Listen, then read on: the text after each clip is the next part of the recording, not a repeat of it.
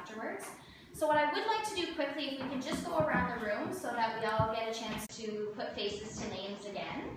We'll go around the room and just introduce ourselves very briefly because we have a lot of people and not that much time. So we can just say your name and your business name, and then we'll get into the presentation from there. So I guess I'll start. My name is Erin Dunham and my business is Niche for Design. Maggie Steele, I'm a realtor with Ambitious Realty. I'm Carrie Wade, I own Blackbird Studios. Elizabeth Marshall, I have a Lofty Ambitions furniture store. Alicia Vendini, and I'm Alicia and Glassworks. My name's Alexis, and I run The Gifted on King Street East. I'm Lauren, and I'm a real estate agent with HC. I'm Dan, and I run the Unique Theater. I'm Jody, I have Lightbox Digital Communications Incorporated. I'm Terry from Top Interior Designs. I'm Amy, and I don't have a business at the moment. Yeah, into it. Roberta Brown from Studio 188 Design.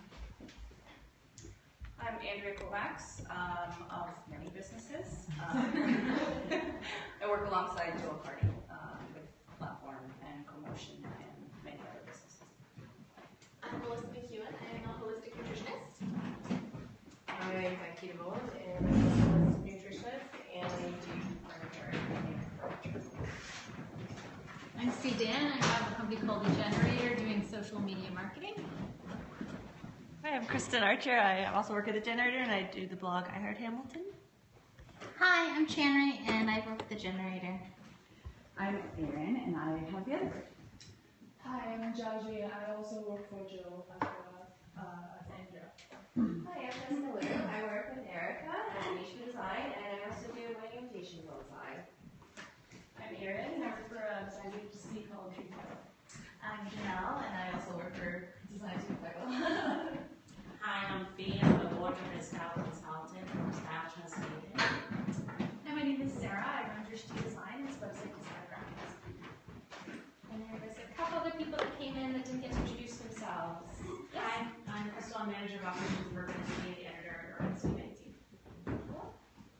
Oh, hi, I'm Susan Clarkin. I'm from Polka Dot Home Staging. Perfect. Thank you, Susan. All right, so that's great. So hopefully going around like that allows you each month to remember a few more faces and for us to all connect that much further. So without further ado, I would like to introduce our guest speaker. We have Erin Dunham here, and she's owner of The Other Bird, so it's a restaurant group in Hamilton.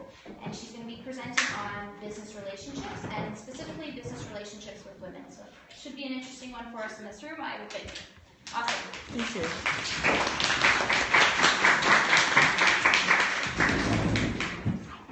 So I have my phone. If it goes off, I apologize for an activity later, because we do that apparently. I just kind of want to preface by saying, when they asked me to talk, they said I could talk about anything at all. And I'm talking about this specifically because I think it's very important, and I think it's something we don't talk about enough. And I feel like if we join up as women, we can kick some serious ass. Am I allowed to swear on that thing? And Periscope works. Yeah. There's a lot of swearing in this. You're not necessarily going to agree with everything I'm saying. You're not really meant to. A lot of what I'm saying is like mass, like stereotypical stuff. But it's also stereotypical for a reason, because it is that way most of the time, depending on your age group. I'm sure you're raised with different standards than other people as well. I think, preface. So, as women, which we all are, we are kind of bred, and I don't know how it happened or when it happened. When I reflect on my own upbringing, I have 6 brothers, and he was unbelievably sexist, but aside from that, like, my mom was go power women, so I'm not sure like where it came from. But heels aren't really my deal. You see my skirt? It's fine. Zooming in. It's good. So we're kind of bred to be competitive with each other for some reason, and we also are raised with these standards of like, you have to be pretty in order to be a woman, and you just, I don't have to tell you what the stereotypes are of women, you already know what they are. And I've just found in the business world, I'm hyper-competitive, which I'm going to talk about a bit later, with other women, rather than with everyone. So I'm in a very male-centric, male-dominated world as far as like ownership, running restaurants, that sort of thing. And I found, like, I can have 50 men that are doing better than me and I don't care, but that one woman, I'm like, bitch, I'll kill you. It's, like, my whole life, it's been that way. And it's in the last couple of years when I've been lucky enough to make more girlfriends and foster better business relationships with women that I've had this, like, peak of, like, why are we like that? I know I'm not the only one. If you think to yourself right now and you're honest with yourself, I'm sure you can think of a woman now or at some point that intimidated you or bothered you that she had a position, or you just didn't like her because she was more successful or prettier or whatever. Can you think of that person? Does that person exist for most of you? Okay. I just want to make sure we're on the same page, otherwise it's no point in talking. Have you ever played down the accomplishments of another woman to make yourself feel better? Yeah.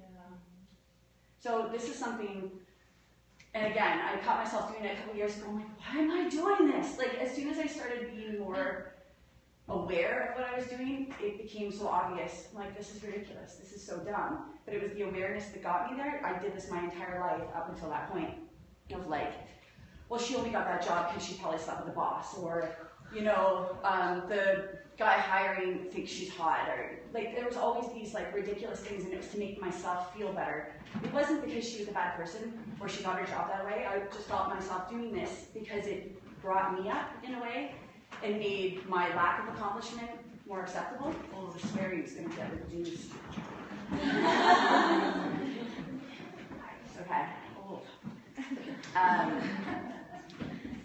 So ultimately, my goal has been, and I've done a lot of talks on this specific thing because it's so meaningful to me, is for us to start empowering each other rather than bringing each other down, and to like create a network of other women that are strong and good and in business and can support each other. Like, I need women, and I never thought or knew this, to support me. Crystal, I keep looking at her because we had this conversation years ago, and my entire network was men. My entire business network was men. My entire network of friends was men because I felt more comfortable with them, and I didn't really get women because I grew up with a whole bunch of boys, so I kind of eliminated them.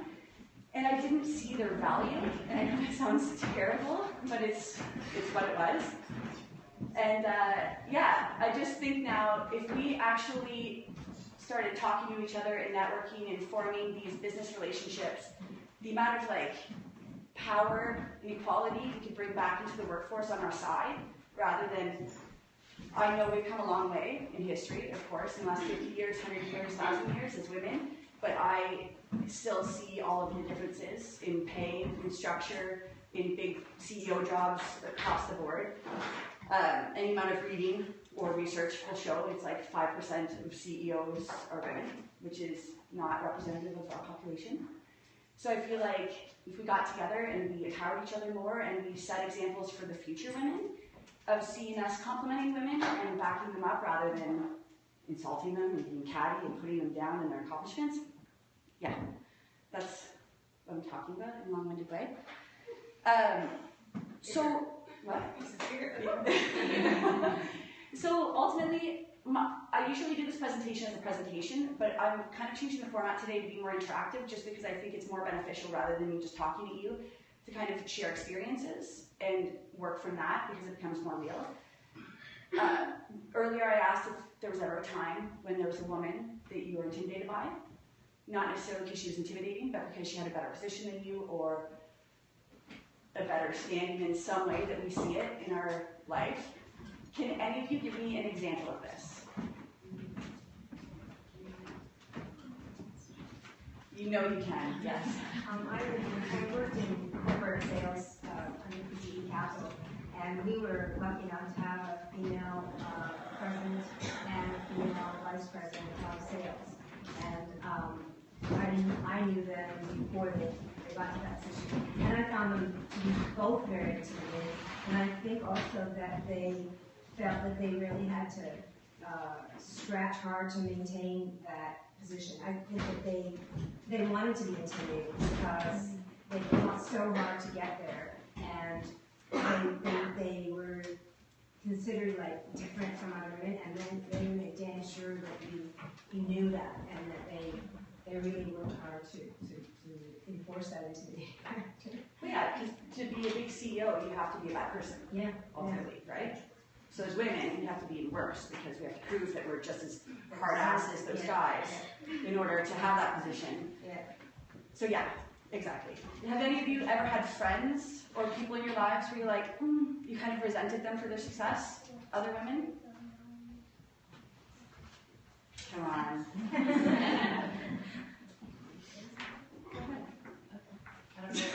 I love you're like,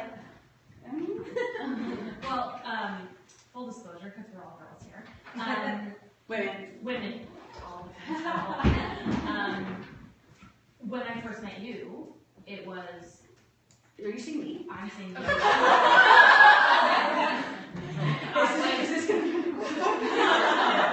It's fine. We both like it. It was. I'm like, oh, she's my age and she has her own company and all of the restaurants in the whole land, and that was incredibly intimidating for me. But then I met you and I was like, oh, it's fine. but to have someone my own age be incredibly successful like that and own, at the time it was 4 and now it's 1,000. It was incredibly intimidating because then I tended to go into myself and say, well, she's super successful, what the heck is wrong with me? And then be intimidated by your success, and now I'm not. Nobody ever used me as an example again. No one wants to use you, because I'm not, like, I've worked with you, but yeah, I'm just like, oh god, how old is she? I have like finding in this, she has like 8 restaurants. I'm sorry. I'm not. Don't ask questions, you don't want to. This is like, everyone's telling, but no, because I don't dislike you, obviously. I'm not really intimidated, just more like you kind of benchmark yourself a little, that's all. You kind of look at someone. Totally.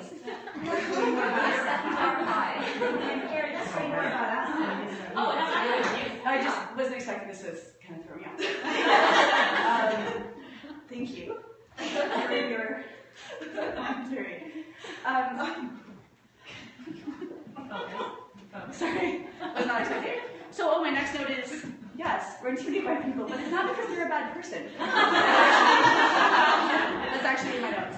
And I'm not saying you can't dislike people, of course. There's going to be crappy people that are crappy people, and if we dislike them, I'm not saying like we all need to like march off into the sunset together.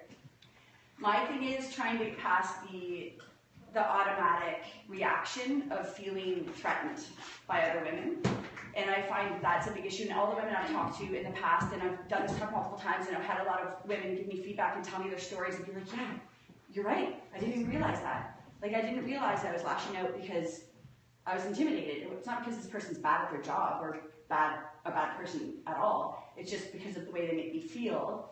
I put that on them, that they're shitty or bad people. And Don't worry. which then, just your mouths. Like I'll give you an action and then, okay. So on the flip side, when we give feedback to people on a positive, when you give positive feedback to another woman, reflect on that as well. So that's kind of a touching point. Whenever I talk about this, people are like, oh my god, I totally do that too. And it's just another self-awareness thing, is when we compliment women, and I, again, am unbelievably guilty of this, when I see Crystal, I'm like, Crystal, you did a great job on the editorial. I loved it. It was really well written. I'm like, I love your shoes. Those shoes are great. And that's how... Now I'm going to embarrass the hell out of you for the rest of this. We also, like, our positive feedback to other women is generally aesthetics. It's like, your hair looks great. Where did you buy those glasses? I love your shoes. Oh, stripes look great on you. Instead of us acknowledging the fact that we're more than that, so we're kind of like backing up all these things we've learned our entire lives of what's important as a woman. And we're making it, I'm going to say worse, like, sure, we're being positive and we're complimenting, but by not acknowledging our actual accomplishments and our business attributes and all the things we do professionally, we just glaze over that and go right to you're pretty, or I like this, like, congratulations, you're good at shopping, is ultimately what we're saying to people. It really is. Well, there are many that aren't. Yeah. That's true. Just saying. That's true. Valid, yes, quite valid. But we need to, I find the challenge I give people is often like the next time you find yourself like instantly going to compliment someone on the way they look, instead dig deep and be like, what do they do? I know what they do. Oh, they won this award last week. Like, comment on that. It just, on a night that I went towards the Chamber of Commerce event, every man who shook my hand was like, congratulations, you must be so proud, you're so great. And every single woman, including my mother, who complimented me that night, were like, you look beautiful, you look so gorgeous. Those earrings, like, none of it. Like, how crazy is that? And that was one of those big, like, aha moments of like, this is so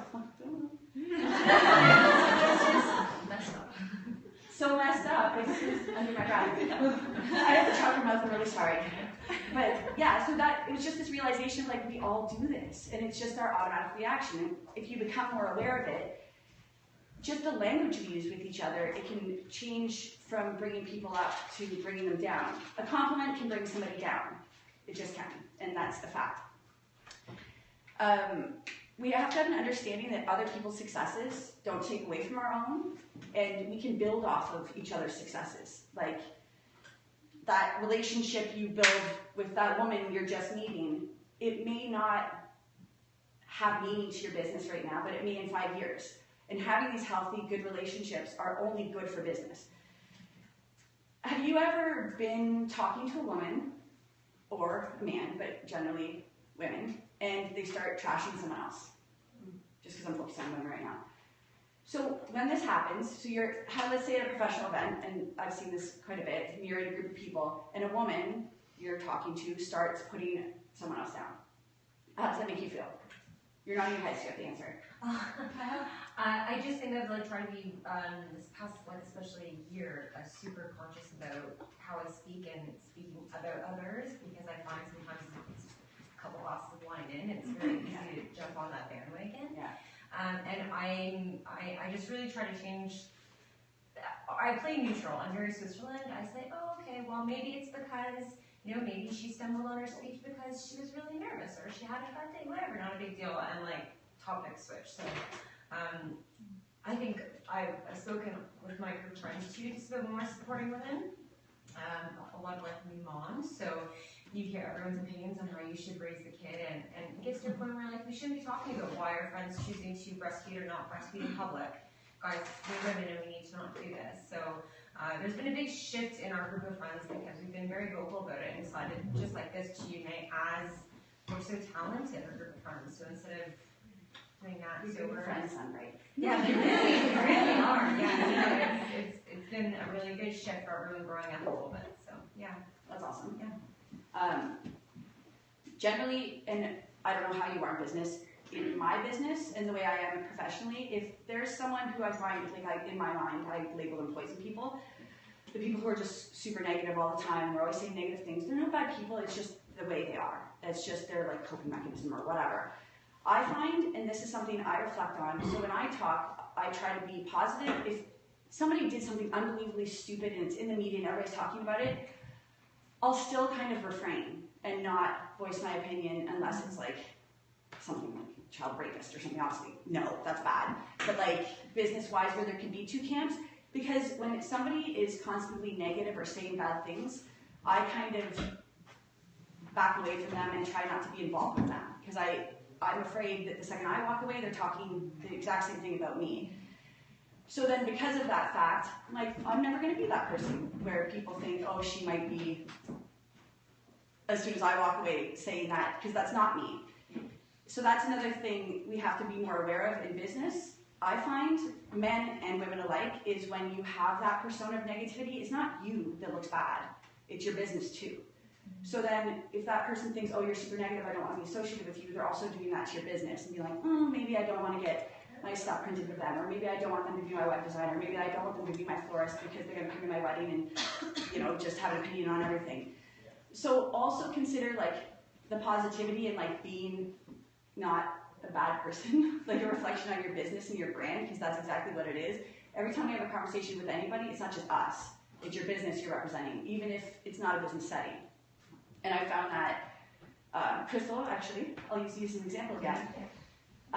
Even, so she works for Urbidicity, well, she runs the company, congratulations. But like she always, and I don't, but she always looks professional, and she always speaks professionally to people. She's always positive. She's always bringing other people up. She's introducing people. She's trying to help people make connections. She's a very like positive person. And because of that, I will give her all my money forever for advertising. Oh. No, but like, But that's one of the, when we met a few years ago, that was one of the things I instantly noticed about her, and that's why I give her company money, is because she's super positive. She's a great person in Hamilton. You can dial it down. No. And that to me is like just a huge thing, and I feel like it's like that for everyone. When you see a positive person and you think they're doing great things, you want to be involved with them. You want to associate. So people in business, again, the conversation we're having, so you meet someone. They have no relevance to your business. You're a real estate agent. They just bought a house. They want to live there for 10 years. You think, okay, well, I'm not going to make any money off you, but I don't know how you think. I know you're a real estate agent. You said that, right? Mm-hmm. So when you're meeting people, it's the like being across, especially with other women, and creating this positive back and forth. I met somebody 5 years ago, and I thought our relationship was one way. Like they needed me, and they were taking for me, and that's fine. And it was a fine relationship, and I like them very much. And this year, they took a big turn, and they've given my company $100,000 in caterings because they became the head of blah-de-blah company, which I can't say aloud. She asked me how to. But it's one of those, you have no idea who's going to feed your business in the future and what they're going to do for you.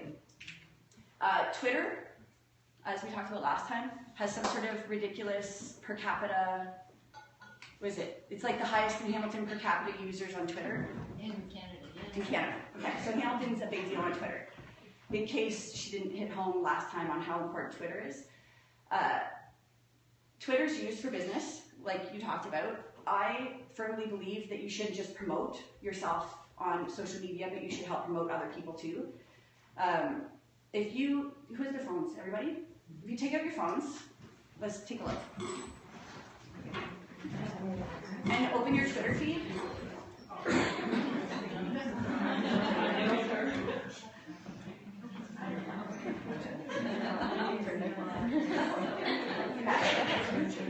So if you look at your personal or business Twitter feed from like still last 5-10 weeks, like just count it out and see how many you're like promoting yourself.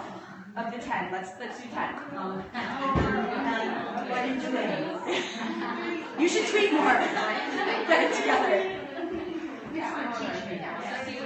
So check out your last 10. Count how many you're promoting yourself. Count how many of the 10, so it's easy percentages, you're promoting other people, other businesses, doing retweets for other businesses. Okay, Crystal.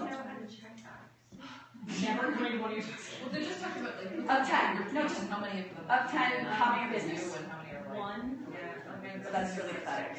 One business. You should promote your business. Well, come to one team, which is nice. How many are you talking about other businesses or promoting them in a positive way? I talked to people at the spec. I threw out a question today, this morning, which was super fun. What's your favorite thing about Hamilton? And like all of these random people are responding that I've never very positive. Supermoon, Core Urban, Ambitious Realty, Bulldogs. Okay. A lot. Yay, promoting other businesses. But you're kind of in that business, so you don't count. Elizabeth? Oh. What are you Yes, I've been neglecting Twitter, so I've been really busy at the store. Well, my second one back, I retweeted the Mule, so thank you. It's really great. Really just, and then replying to someone else who said. Does anybody have more than 3 promoting other businesses in the last 10? Yeah? What are yours? The Hamilton Hive, Pier 8, I mentioned Chanry. Yes, she did. Yeah, and Shawana's event, the networking event on Thursday night. Awesome. And Thai Cats. And Thai Cats. Yeah. Really? Nice. Who else? Anybody over 3? What were yours? For other businesses, one was about Cafe Arena, one was about... Okay, it's not wrong, I know that.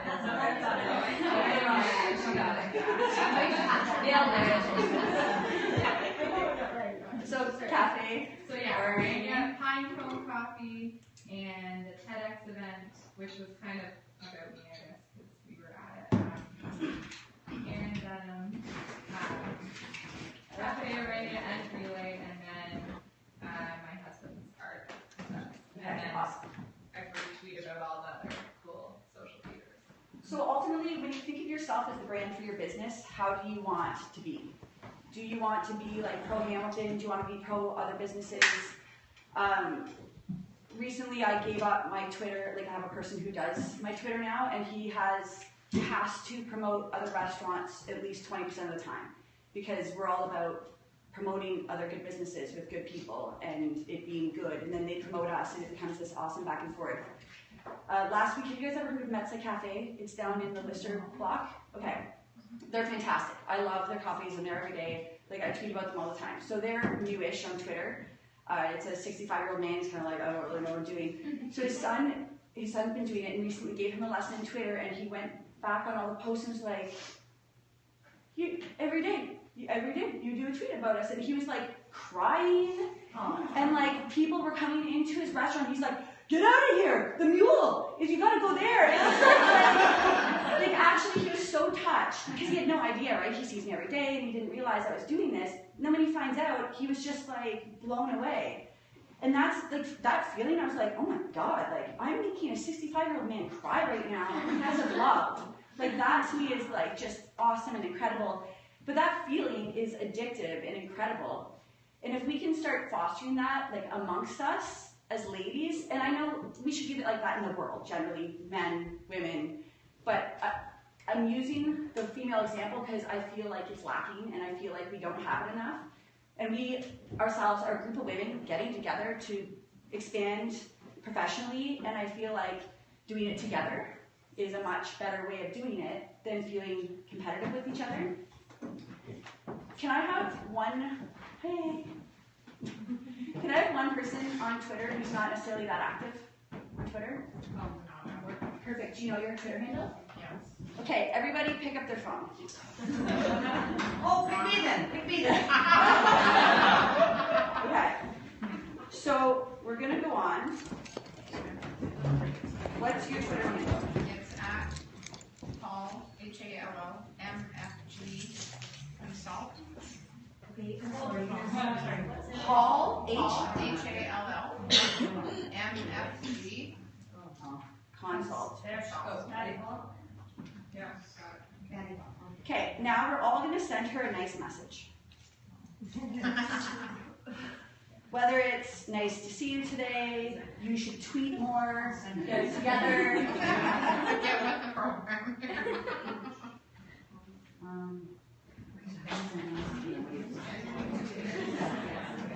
Oh, sweetie.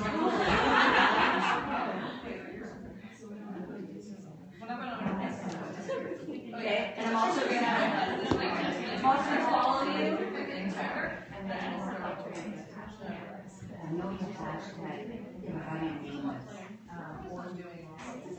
Everybody got that? I think for me too, the hard part is I find this I'm not as good, and if I sit at my iPad, I seem to be able to do that a little bit better. Carry your iPad right around. Yes, because then I'm not, and then you get home and you don't do it. Yes. Because every platform is a little different. So if you just put in her Twitter handle and then a message, it just goes straight to her. Okay. So, is there anyone here who's accomplished something in the past couple months they'd like to share that they're proud of? There's no way there's as many people. Yeah. I opened my doors and I'm going to open for them. Okay. I love that. So, what's your Twitter handle? The Gifted Hamlin. Everywhere. The Gifted. It's so cool. Okay. So if everybody sent her a message congratulating her on that accomplishment. What's your thing? What's your The gifted ham-on. And even though I like your glasses, I'm not going to tell you on Twitter. I'm going to congratulate you on opening your doors. And you look good even though you're so damn tired. That's what I say. I love that. Amazing, and I will follow you. The gifted at Hamon or just the gifted Hamon? The gifted ham-on. So there are two women who, next to their Twitter, which is probably right now because they're on. Are you tweeting yourself? You like? No, I'm you still did it? tweeting. Oh, okay. So there's two women who are now going to open their Twitter accounts and have 30 messages and feel incredible. So it's so easy, right? It takes us 5 seconds when you meet somebody or you hear about an accomplishment. I've started tweeting people I've never met because I read about them in the spec. And I'm like, I like what you did. That's awesome. Somebody donated a kidney. I'm like, you're an incredible person. I like went to the effort of finding them on Twitter just to send them a message and be like, way to go. You're incredible. Like, that's it. I don't know you. You don't know me. But it's that you open it and you feel good. And it's like, wow, thank you. Like, thank you because you feel supported even though it's people you don't know. And the upside also for your business is you create more business contacts, your business grows, it expands in a very positive way. Your brand is awesome because you're so positive and great. And I'm not saying not to be you. If you're kind of like an introverted person, you don't like making contact, then don't. That's fine. Just, it's not a matter of like changing who you are, maybe your habits a bit to be more active. But it's not about changing who you are, it's just about not being shitty, you know? Like if you have, like if you have the opportunity to say something good instead of something bad, then do that. Like it's a really easy change. And yet, so often we let those opportunities go because of habits that, again, oftentimes are from like our childhood and growing up, and we're just that way, and we don't really understand why. But we can change that, and we can become more positive, and we can like be awesome. I like together, as a team. Yeah. That's it. Yeah, don't be fake. Don't be fake, just don't be shitty. Yeah. Right? Just don't be shitty. So yeah, let's talk about it. What's that? Just as a social media person, I think one great way to start, if you're not sure what your sort of Twitter voice is and you're uncomfortable, a great way to start with this, I think, is just retweeting people that you like. So if you're not sure what to do, I think that's a nice kind of easy step to take that I think goes along with what you were saying, which I really like. And to be quite honest, and I know this sounds like, no, I'm not even going to preface it. So other businesses, so like restaurants, for the history of man, it's like they're all against each other. If you're a restaurant, we're against each other because you're competition, we're competition. And my partner and I, when we came here, we're like, no, we're not doing this. Like, we're having good relationships with other restaurants because nobody can eat at the same restaurant every day of the week. Exactly. So we promote other restaurants, and then like in turn, then they promote us because they're like, well, we can't be the assholes not promoting them when they're promoting us. So just by default, then they promote us, they retweet, they come back and forth, and people go to them and say, well, where should we eat? They say, oh, go to the Mule, Rapscallion, because we are very positive to send people to them. So even that, like that tiny little thing was all on Twitter, like 100% on Twitter, becomes this like barrier that's broken down from competition and like people disliking each other to like having this great dialogue with competition. And like you're not always going to be the right fit for your client. It's okay for you to recommend somebody else because when they find out you did that, they're probably never going to say something bad about you again. And it kind of breeds this other positivity. I did have a question for you based on something else you said. You were talking about just how important it is not to basically talk negatively about each other to each other, but I think that's often sort of an easiest connecting point. Yeah. So what's our bonding thing? Yeah, what kind of tips do we have to try to find the other ways to connect? We trash the money. No. But like, yeah, it's this weird bonding thing from childhood, right? It's like, well, you're my best friend, and we don't like those girls, and they're in that group, and we're here, and like, it's just this bonding thing we've always had. Just connect in other ways. Like, how hard it is to run a business. Like how little we sleep, how much work we do, how unappreciated we feel. If you want to talk about negative stuff, talk about like that, you know? Yeah, like talk about how you feel. Like have that person you can vent your stuff to and like grow and bond that way. Like there's other ways. What I think also is a good, oh, hey, hi. We were, We're required to work. Culture buddies, it's fine. What I think is also great, and what, again, I'm totally gonna single you out, is it's gonna be good this time. No, you don't hate me. Is forcing the other person in the conversation to talk about a celebration that they've had or a success that they've had. It's like, hey, what was a really awesome thing that you did this week? And that's what I try to do in like these group settings where it can be a little bit intimidating, kind of being the new kid-ish on the block-ish in my job. Just say, hi, I'm Crystal. What do you love about your job? Or what's something cool that happened to you this week? And people's entire demeanor, their defenses go down, their whole face changes, because I guarantee you the other person in the conversation is equally as nervous and awkward as you are. And so if you kind of break the walls and not be that person who's like, you're done talking, I'm gonna start talking now. Like, don't be that. Don't be shitty, but encourage people to talk about what they love, and then there's no room for negativity. See, I can never do that, because that's your personality. I can never be like, so, I'm Erin, what's your favorite thing? That's how, like, I can do. So, like, yes, you should do that. Like, I couldn't do that, because people would be like, is she on drugs right now? I'd be more like this, like, I don't know, like, I don't have, like, I'm not like you, I can't, like, I more, like, watch people talk for a couple minutes, and then I'm like, okay, and now I can engage you, but that's my personality, like, I'm an introvert naturally, so that's my personality, I'm like a watcher, but yes, for you, absolutely. I would like, I have a thought too, we talked about earlier about feeling intimidated by other women, and I work in a very female-dominated industry, I work in publishing. And I found one of the best ways to connect with women who are very successful is to ask them to fit in a role of a mentor for you, and then be able to learn from them. And I find first they're extremely flattered that you're interested in using them as a mentor, and second, there is no one person can dominate a single industry in all of Canada, and so most people are really willing to see you succeed because their connections with you also end up that, as you said earlier, I find people I've connected with, we've created long-term relationships with that kind of have some counterbalances.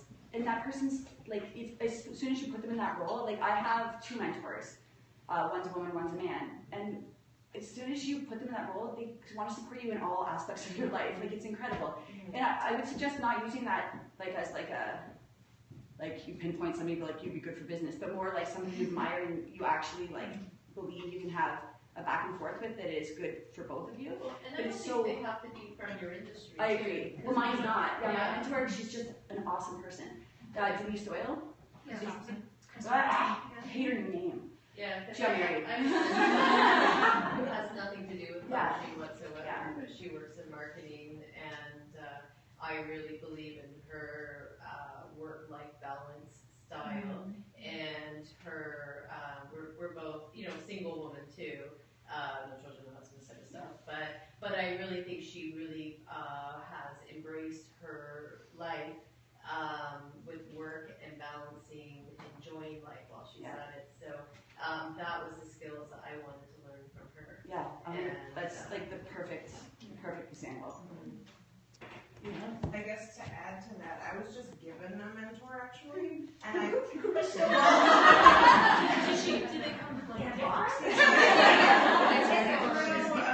Futurepreneur program, which is amazing. Yeah. But one of the steps in order to get the money is you have to get a mentor, and so she was bestowed upon to me.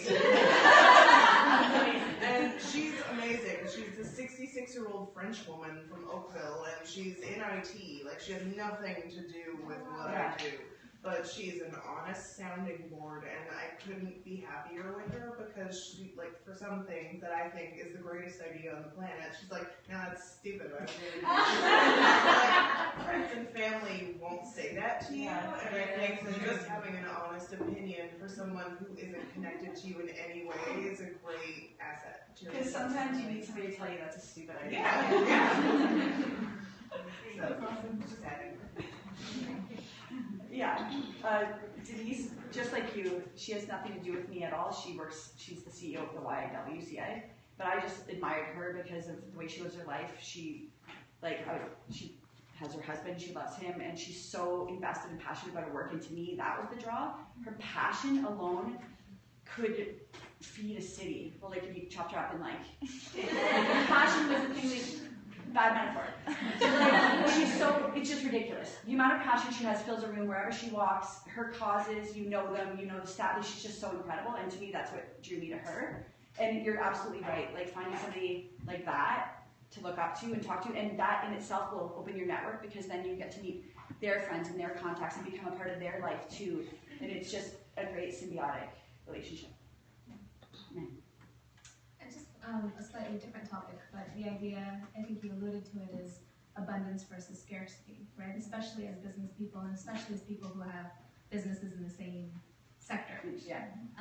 And so moving away from this competition mentality towards a collaborative mentality, like part of why I chose opening a small business in this city is because I felt that collaboration in the neighborhood, right? And then I was like, well, I think that extends to business too. Yeah. And so quickly, it did. You know, I've met incredible women that I'm like constantly like, what can we do with each other, right? Like, no, that's incredible. Because that's amazing. And it's creative, Yes. right? And so it allows us to do things that I don't think we would have been able to do individually. What's your work?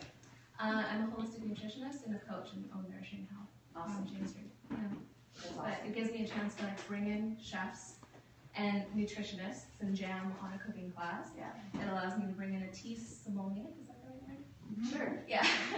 and talk about like, you know, how do we increase the nutritional value of food by adding tea to it and that kind of thing. So there's a lot more those are not my realm of expertise. But that's just it. We're not experts at everything, so it's okay to expand and welcome in other people who are, and that helps in every way.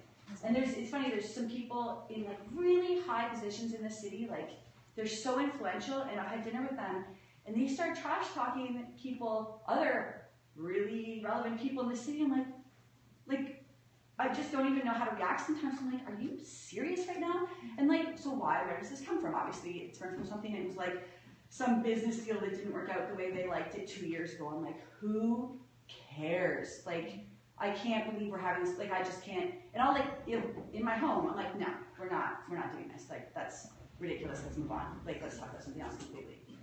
Yeah.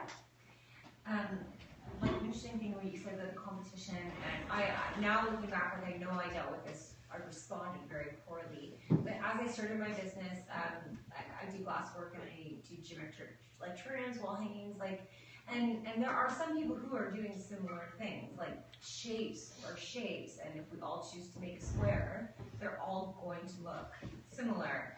And I had a lady who was she's from Philadelphia, and she sent me the nastiest email. I was about a month into my business, and it like shook me to the core. I was like to my partner, I was like, I just shouldn't do this. And she just said, like, anyone now who starts making geometric shapes from glass and soldering is copying her. And I was like, and I took it so harshly that I was like, well, I guess she's right, because it is, you know, it's a triangle terrarium. I mean, it is similar to hers. Mine has different colors in it. I don't know. And I responded very defensive back, and it turned into this Etsy yelling conversation. And then I had to stop, and I took a few days, and I wrote back to her, and I apologized. I said, I totally understand where you're coming from. My philosophy is that there is enough for everyone. We are based in different countries. And that, you know, I appreciate that you were probably one of the 5 people on Etsy doing this.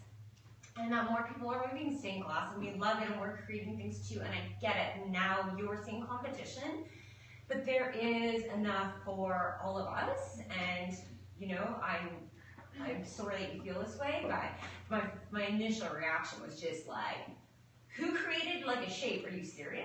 And I just, you know, so it is, but it's then about going back and saying, I'm not here to fight with you, especially as two women. Yeah. We need to just, like, as creatives, work together. It's already hard enough to make a living as an artist. So, but yeah, so now I know as in Hamilton, I'm meeting people who are asking me more about stained glass and how I learned. Here, this is where I learned. This is a beautiful place. The teachers are fabulous. Go enjoy. If you choose to make this your living, okay, yeah, maybe in a couple years we'll see each other as like more. You'll be more my competition here in the local area. But until then, and you're willing to quit your full-time job, create your studio, buy everything. Like you need to grow as a person as well, right? And that's actually a perfect point. Most people in this room can relate to that. Is when you're starting up your own business, the amount of stuff you give up. Like of yourself, of your money, of your time, to start your business and go out on this limb, and then you have all these people like giving you the negativity and trash talking you and whatever. It's like it's already so hard. Yeah. So it would be much better, I feel like, in the world if people would just help push you forward. Yeah. And if you don't want to help push somebody forward, just don't push them at all. Yeah. You know, like you don't have to do that. Yeah. I think, like I know talk with other designers and stuff, like I think it's just like a fear that happens. I'm big on collaborative stuff, and people know me, and I do a lot of collaborative work, and I think there's like a fear that you're going to take away from the other person, and I think when you talk to other designers about that, like I know I go to the Registered Designers Conference, and I'm speaking there next month, and when you go there, everyone's like, it's like very competitive, and that energy is like terrible because we're all graphic designers packed into one big center, and everyone's like, eh. But it's just, I think when you start to talk to people on like a emotional level, it's like they're just scared they're not going to be able to survive and keep their doors open. I think everyone here struggles with that, like how are you going to make the money to keep the doors open, keep things going. So I think once people start to like realize that's where that is coming from, then it kind of breaks those emotions down, and I think people get real with each other. I don't know. How do you find it? Like, have you found you have good relationships with other graphic designers? I think so. In this room? Yeah, I work together, and I think there's like, I feel like even I taught yoga like many moons ago, and I feel like I teach kids and yoga, and it's like, I feel that no one wants to deal with kids. But anyway, I feel it's interesting because I feel like everyone's got their own personality. Like you've got a very distinct personality, and the food you make and the restaurants you have cater to a certain type of people. Meanwhile, I don't know if everyone owns restaurants in here, but someone else has a different food or different. So I feel like there's enough for everybody. Like I do agree with you in what you're saying. I hear what you're saying, and it resonates. Everyone's different. So I think they're like the stained glass woman over there. There's enough for everybody, right? And just Well, this is if I can just quickly sure, use a graphic design situation. So I get a lot of like emails and cold calling and everything. So I have a graphic designer who I hired to do my websites, and the reason being, she and he were very like positive, good. They come to the restaurant, they talk to me, and like over a couple years, I'm like, okay, yeah, like sure, I will hire you because I know you and we talk. Do you know how many emails I get a month? Probably like 2 or 3 of graphic designers being like, your website sucks. I should do it for you. You're the worst. And they're like insulting me. I'm not sure. And that's like the attempt to get business through being super mean and negative. I don't get that. But to me, it's again, like if you're a good person, a positive thing, I honestly think, assuming you're good at what you do, that you're gonna be okay. You know what I mean? And I guess I'm not in your industry, so I don't have an understanding of like how competitive it is or how like, is it like crazy? What do you, Sarah? Can get pretty cutthroat. Really? I think. And a lot of the negativity, slamming, putting people down, or like, if you know you're up against someone for a job, quite often, they'll talk bad about you, or, it's not it's not very supportive, it's not very positive, but I think it's changing, and I think it's changing as more and more women start doing it, and I think just in business in general, more women kind of bond together and come together, like, the unity that we can find with each other outside business it's powerful. It's more powerful than what men can cultivate in relationships. So if we can bring that, I think it. Well, like if there's 2 women you 2 are against each other for a graphic design job, and instead of being like, she's crappy, she did this, instead of being like, yeah, she's great for the job too, whoever you decide, because ultimately it's art, right? So isn't it just a matter of somebody picking the art that they like more? But we also, like Sarah and I talked, I guess, at my event, that's Sequoia, and sat down and had like a heart talk, and it's interesting because heart to heart, like I was like, and even before when I was online with her, I was like, I'll refer you because stuff I do, like Carrie's from some of my stuff. The stuff I do is not the same that she might really love. So, like I have a friend who's an illustrator. I will not dare touch certain things because I know I'm not really great at it. So why would I do it? And so I'll refer it to somebody else. And I've said that to Sarah. It's something I do. And I've even given her card out to someone else that I'm not a web person. I don't really like doing web. So I'll give it to someone else that can do it, just because that's how I roll. And then, but I honestly believe you'll have a better business because of that. I'm hoping. And clients remember that. Like, you can't serve them, or you could, but not well. If you're going to send them where their needs are going to get met and exceeded, they're going to remember me the next time they want something I can actually deliver to them. So, Absolutely. like, that's part of running a good business. And working with you was a lovely experience. If I want to experience that again. The other thing too we noticed we were talking, we found it after, is you gotta be careful what you say about people. And I've been victim to, like, I'll admit I've talked bad about people in my lifetime. I try not to do that much anymore. Yeah, like I'm not perfect. Well, but with me is that we were talking, and so I took yoga teacher training. She teaches yoga. We know, she knows people I know. So you gotta be careful because, like, you might put down somebody, but then find out, like, it's a cousin of an aunt, of a sister, or I found out with Carrie, my dad's mulatto or black, half black, biracial parents. Anyway, and I found out Carrie has the same thing, and that's really amazing. And so it was kind of neat because you just don't know. You got to be really careful because you don't know people's background, where they've come from, what they've been through, and then you say something and you're like, ugh, and it's so hard to like erase it off your record once it's there. Yeah. You can apologize. Yeah. But if I say something bad about her or something, and to Steve knows her. Like, it's all That's just shitty. Yeah. I just want to add one thing to this conversation you guys are having, and I don't know if my industry is nearly as competitive as graphic design or not, but I think it's safe to say in any industry, it takes so much more energy to be bashing other people rather than putting that energy into building your business. So if you want to be better than that person you're bashing, put that energy into being better than that person instead of putting them down in the first place. Because it's actually easier. One of the most satisfying things that I love, like I like get off on it now, is when somebody's like crappy or does something or like says something about me. I just I know this sounds super lame, but I do the killing them with kindness thing. I'm like, no worries, the next day I'll like tweet how great their business is, I'll go in, I'll like eat this and be like, this is awesome, because you know what? They feel shitty. Yeah. And I feel great. So and you've lifted yourself up. Yeah, but like I've been in, I'm like, I'm the bigger person. I'm better than you. Yeah, it's probably not true, but like it works for me. Yeah. And no one's hurt in that. At the end of the day, everyone's better off. Yeah. And it stops, right? Like they're not gonna keep trashing somebody who's like I said before, who's being positive about their business, because then they're dicks. Yeah. I've been self-employed or had very small businesses for 8 years, and I haven't actually experienced any, I've been in a pretty small bubble on my own, but negativity or competition. And one thing I love about women entrepreneurs is that they understand the unique journey that we're on. Like, I know Alicia, even though we might not talk for like a little while, if I have like a little idea, like she's my go-to, and like she understands also being somebody who has had successful small businesses, what those challenges are, and I don't know, I don't feel that with men when having them as a sounding board. On the other side, there's the having children.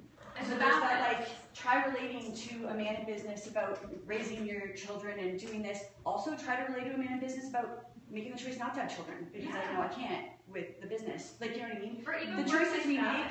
Yeah, the choices we make are very different usually than the gentleman choices. So we have that relation with each other, and another reason we need the support, right? Bye, Crystal! Bye, everyone. I'll call you later.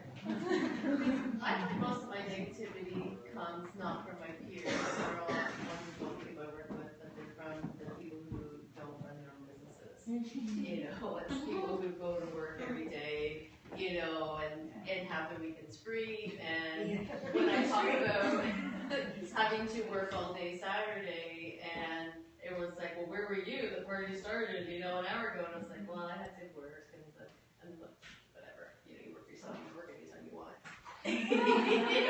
Also, because we're in business, we throw money in the air and bathe in it. They all think you're super rich, and they all think you can go work 2 o'clock mani-pedi. Yeah. Well, like, it's okay to go to a 2 o'clock mani-pedi. Well, you have to. You get a lot of negative feedback on your reverse too, so if you happen to, like I often have a lazy day on Mondays because I'm working all day, and it's like, what are you doing in your pajamas? It's 9 o'clock. It's 9 a.m. I'm going to have a cup of tea. I'm going to relax. But I find that I get a lot of, and I think that's also a little bit more about me too, is that I'm paranoid about it. Like I feel like I never deserve a time. Yeah. Does anybody in this room ever feel like they constantly, like that's the perfect example of like 9 o'clock and you're like in your pajamas. Like I find I'm often in a situation, I know I work harder than every single person underneath me. I know I do. There's no way they put the hours in or the time that I do. But I always feel like I have to prove myself.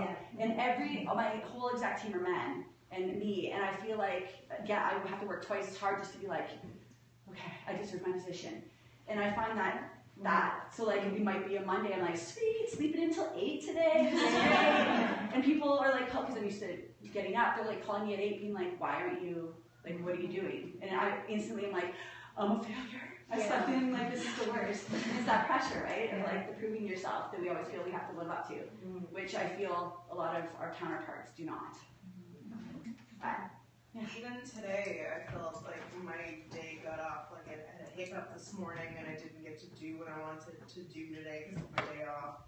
And even I knew I was coming here, I was like, okay, it's a room full of women, I should dress up because it's a professional event, but it's like my one day off. And like, I'm in the car doing my makeup because I'm like, okay, I have to look professional. But it's that thing where like your time off is very important to keeping sane. So don't think that you need to like put on another face, literally, because, you know, like you need your time off. And like I would challenge you all, like look around this room of women because we all kind of go through the same trials and tribulations. When you see each other in a networking event, approach them and talk to them and say something other than like, you look great, like how's it going, how's business, you know, or like, hey, what's your biggest challenge this week or whatever. But like we need to be more supportive and not just at an all women group, like out in public, in the events where it's mixed company. Sorry, that sounded very like 1914. But like supporting each other, talking to each other, even just talking to each other and just knowing that we're there is awesome. And I've seen so many like friendships burn from like just having these open conversations, being like, yeah, of course we should support each other, and people in the same industry should have each other's back, and like it's so much nicer to like live life like that. I'm just speaking from my own perspective, to like be supportive and like people and than not. So I had my event at Sequoia last week. I think some people might have come that were in the room, and it was really great. And it was nice because thank you. And I wasn't supposed to MC that event, by the way. Just putting it out there. Like that was like they just Anyway, but it was nice because I gave one of the prizes because Sarah won. I was like, yeah, it's my sister designer. She won. I'm so happy. And then later on, people were like your sister. I'm like, well, no, she's another graphic designer.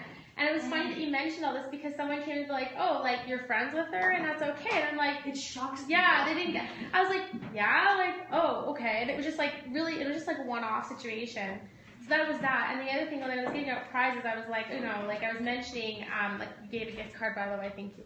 And and I was mentioning, we've got Erin coming to the platform. Make sure you go see her. She's speaking, and I was, and I think the holidays are coming up. So all the people that get gift baskets, I was like, make sure you go buy local from people. I actually referred you to someone recently because someone wants a dress. So I'm constantly, anyone I know, I'm constantly saying like shop local, support other people, and I'm constantly have that in my brain somewhere. No, that's because, amazing. and I'm hoping that people do that for the rest of us too. I found Hamilton, and I'm sure you guys can agree, it's just so like that. Like we're so in love with ourselves, and I don't think like ourselves as a city. It's just super cross-promotional and awesome, and like everybody loves everybody. Right? We just need to play off that one. Yeah. But all that's going to do is grow our city further. Yeah. Grow our city, our profile, and other cities. Yeah. Make people look at Hamilton and go, Hamilton looks amazing, and I want to go live there. And the more people that come here and live here, and maybe they're going to open businesses, and maybe they're going to be competitive, but the more people that are here, the bigger a city we have, and then that's more opportunity for everybody to be better. I read an article, I think it was in Urban City, and it was by that guy that owns Cafe. Right. Yes. And he said a high tide raises all boats, and I think we should make that emphasis in Mother. Yeah, because it's so important. I meet so many people that actually believe it and do that, you know. And I think it should be our sort of official. Sounds like it. Great. Well, I just have two cool examples. So Chris has all 6 of the sort of local Hamilton roasteries. He carries all of their coffee out once, which is really cool because most cafes, like, you go, you sample them, you pick a side, and you pick one, and that's your thing. And he's like, no, we have 6 great roasteries. Why the heck would I not have all 6? And he switches up, you know, who he features or who's on sale or whatever. Even though he just debated Hamilton, I'm still. I mean, that's a different issue. We can complain about it another time. Yes, and then so we do wholesaling to a couple of the cafes, and so we're offering product paths with Cake and Loaf and At the Table and Donut Monster. Like, we're all in the same, you know, like elbowing each other out of the way for space, and you know, literally, like, you know, we'll all show up at once. Like, there's not enough counter spaces. We have to go outside and wait for each other, right?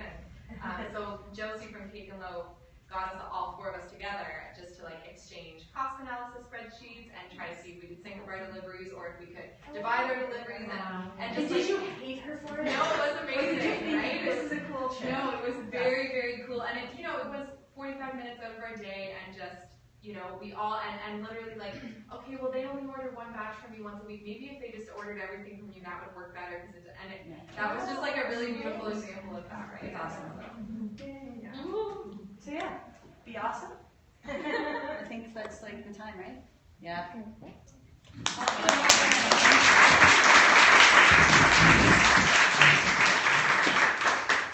Before everybody sneaks out, I just wanted to say one thing. First of all, thank you all for coming, and so those 2 things. But anyways, also, there's an event happening tonight. If any of you are in the city at Commotion, how many of you have heard of Commotion on King? Okay, if you haven't heard of it, it's a new co-working space in Hamilton. It's a fantastic place, and they're having an open house tonight from 5:30. Andrea, you tell me about 8. 5:30 till about 8. So yeah, if you're in the neighborhood and you want to pop by, it's at 115 King Street. It's the old Spectator building across from the Knot on the 3rd floor. Maybe, don't quote me on that. I think there's still a ping pong table up there from the last one. So yeah, you might be able to play ping pong. So that's totally worthwhile. Hope to see you there, and also I hope I'll see you guys all at other local events in the next month, and then our next meeting is actually at Commotion as well. So we will do that periodically just to mix things up a bit. They have a great event space, and our presenter is going to be Tammy Guang, and she's part of the team at Commotion. So. I brought some cookies. They're gluten-free, vegan. They do have